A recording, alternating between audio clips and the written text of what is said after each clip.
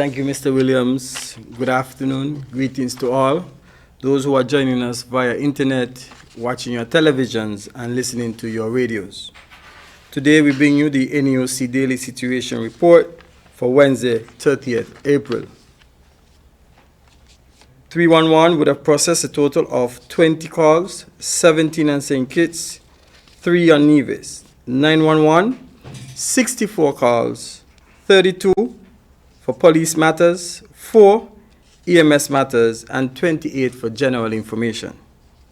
The NEOC on St. Kitts would have processed 11 calls for the past 24 hours, 1 for assistance, 8 requesting permission to travel during the lockdown days, and 2 for general information. Nevis EOC would have processed 14 calls for the past 24 hours. The COVID-19 Compliance Task Force and the Quarantine Task Force finally got a day off, and they will resume operations tomorrow. So all the businesses who have been asked to follow and put in place the measures and the protocols necessary to be compliant with regulation, please do so soonest. I want to thank Flo, who is a part of the National Utility Subcommittee, for continuing to endeavor to support the national effort as a partner, a stakeholder partner in the national disaster framework and mechanism. I also want to acknowledge the cable, Pat Walters, CEO, and the technicians who on short notice today went out of their way beyond the call of duty to ensure we prepare the necessary facilities for internet to be made accessible for our students who will be returning from Jamaica. Thank you, Pat, and thanks to all the technicians who came out today to do so. I want to take this opportunity to read a letter that was sent to us by Miss Iris Reid out of the UK. The letter reads, Mistress Iris Reid, daughter of the soil, originally from Molyneux, and is now a retired nurse residing in the UK. She watches the daily briefing and would like to express her appreciation and sincere gratitude to the National Emergency Response Team for their dedication in fighting to reduce the impact of this pandemic on the Federation.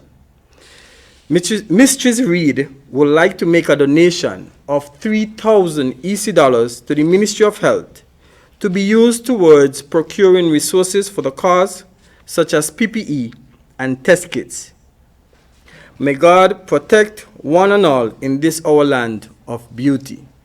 Thank you, Mistress Reid, and the Junior Minister with responsibility for health is right here, and also the CMO and the Medical Chief of Staff, and I'm certain the country by extension and the National Task Force are very grateful for your donation.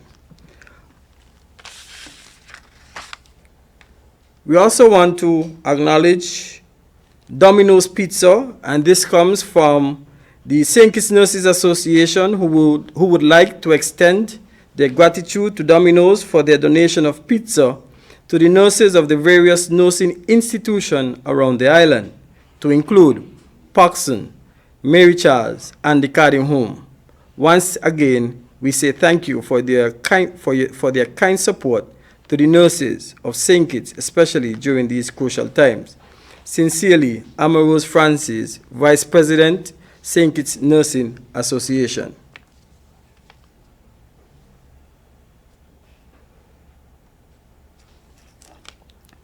Again, we want to advise the public and the country and the nation as a whole that our students from Jamaica will be arriving on island tomorrow. Today, the members of the task force engaged the parents.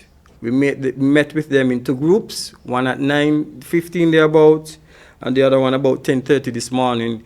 And we had some very, very fruitful discussion, and the parents are very much satisfied, and they have expressed their gratitude to the government and people for supporting these efforts for their sons and daughters. And I also want to commend the cabinet and their work for ensuring that our students are going to arrive, hopefully, safely tomorrow by God's grace. So we are very happy that this has taken place. So the students will be here tomorrow. I just want to add something to what Mr. Superintendent Henry would have addressed earlier.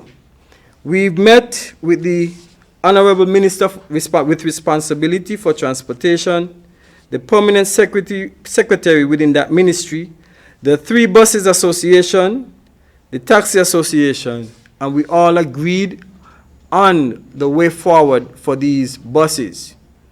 I am making an appeal to the associations and the bus operators to please comply with these rules.